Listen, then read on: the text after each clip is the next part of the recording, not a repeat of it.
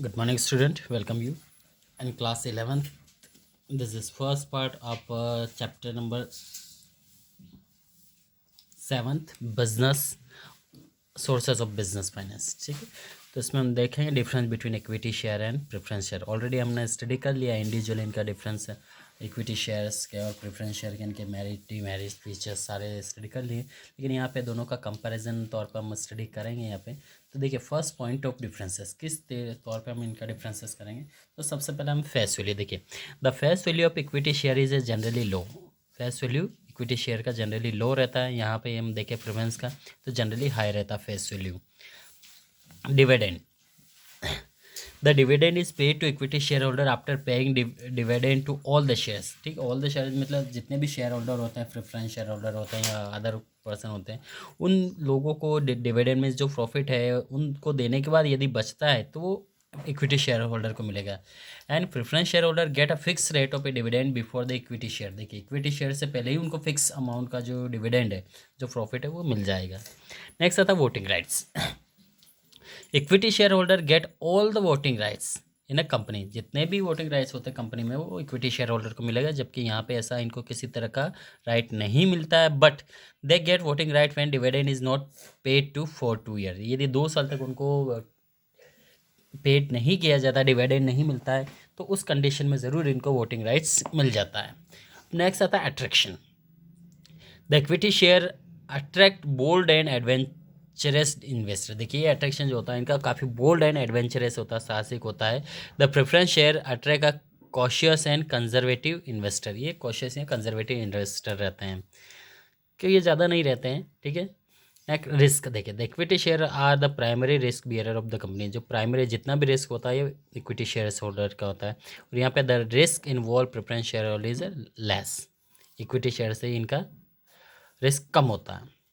Refund of capital देखिए, at the time of winding of the equity share are founded only after preference share are paid. देखिए preference share को देने के बाद ही इनको यदि बचेगा तो इनको फंड मिलेगा.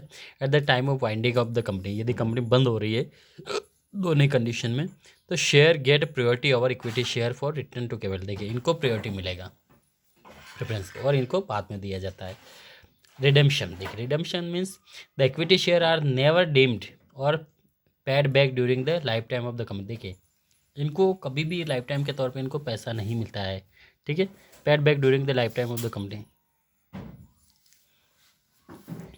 And preference share are may be redeemed on expire or fix period of time at the option of the company. अब नेक्स्ट आता है retaining profit earning. Owners fund long term finance. इसको ऑनर फंड या long term finance कहते हैं. Retaining profit earning. देखिए retaining profit are also known as the ploughing back of the profit. देखिए ploughing back of the company के नाम से profit के नाम से जाना जाता है. रिटेनिंग अर्निंग, सेल्फ फाइनेंसिंग और इंटरनल फाइनेंसिंग सर्विस और सल्फर्स, रिजर्व और सल्फर्स, इसका नाम से जाना जाता है ये सारा. रिटेनिंग प्रॉफिट मीन्स जो आ रहा है. Retaining earning refers to undistribute profit after payment of a dividend. देखिए अनडिस्ट्रीब्यूट प्रॉफिट जो भी कंपनी अपने फाइनेंशियल ईयर के बाद जो भी पैसा आता है उसके बाद प्रॉफिट आता है अनडिस्ट्रीब्यूट, सारा डिस्ट्रीब्यूट करने के बाद जो भी बचता है after payment of the dividend, जो भी पेमेंट आपने प्रेफरेंस शेयर होल्डर या अदर जितने भी आउटर जो भी डेप्थ अपना क्लियर कर दिया उसके बाद अनडिस्ट्रीब्यूट प्रॉफिट जो बचता है and taxes, it provided the basis of expansion of growth company. तो ये जो बचा हुआ पेमेंट वो जो ऑनर होते हैं इक्विटी शेयर वो कंपनी के एक्सपेंशन और ग्रोथ के लिए उसका यूज़ कर सकते हैं.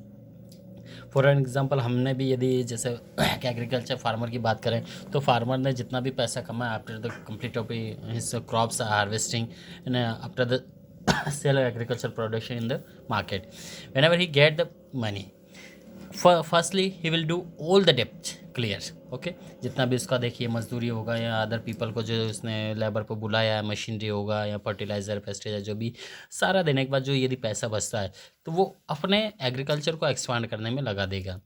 It consider the most important source of finance. यही most important source of finance कहलाता है. Since is internally generate this method of finance is known as the self financing. और यही सेल्फ फाइनेंसिंग कहलाएगा. अब नेक्स्ट आता है यहाँ पे हमारा feature of the retaining earning. देखिए फीचर्स हम देखेंगे यहाँ पे. Cushion of security. Cushion of security means retaining earning are consider as the cushion of security because the provide support in the time of adversity when a company find it difficult to arrange the finance from any other. देखिए question में या security कहलाएगा जब company बाहर से कुछ पैसा arrange नहीं कर पा रही थी उस समय इस पैसे कम यूज़ कर सकते हैं.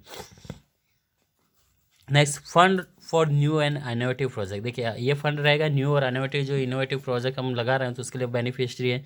The retain earning are common source of fund. देखिए रिटेन अर्निंग कॉमन सोर्स कहलाता है फंड के लिए. Finance risky and innovative project. This fund is generally use for research work expansion of project. और ये आपके एक्सपेंशन जो प्रोजेक्ट एक्सपेंशन करना चाहते हैं वहाँ पे इसका यूज़ कर सकते हैं. Medium and long term finance. Retain profit is consider as an the ownership fund. देखिए ये कंसिडर माना जाता है ऑनरशिप फंड के तौर पे. It is serve as the purpose of medium और and long term finance. Conversion into ownership fund. देखिए the surplus retain earning can be converted into share capital by issuing bonus share and in this issue bonus share there is no outflow of cash. Investors too are benefited by the use of this share free of cost. Up next, merit and demerit we will continue in next part. Thank you.